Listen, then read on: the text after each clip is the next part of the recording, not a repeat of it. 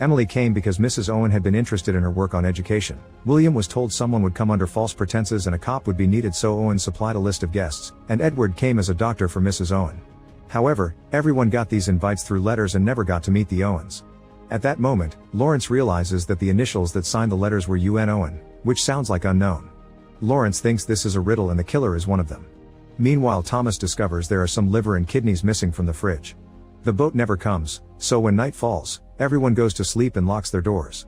Emily prays for protection and gets terrified when she has a vision of her maid appearing next to her. The next morning, Edward desperately hits the gong downstairs to make everyone wake up because he found Thomas dead.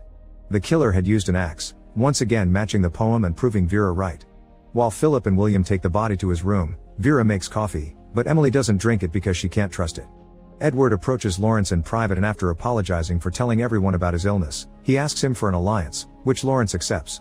Sometime later, Vera is walking through the house when she sees something that shocks her and makes her check on the figurines, confirming another one's missing. She then hits the gong to call for everyone and show them Emily's also dead. The killer used a knitting needle to imitate the bee's sting from the poem. After taking Emily's body to her bed, Philip returns to his room, only to discover his gun's gone. He calls for a meeting and points out he had locked his room, which means someone must have a master key. An argument begins as they start accusing each other of being the killer, and the tension only goes away when William offers as an alibi that he had been constipated in the bathroom.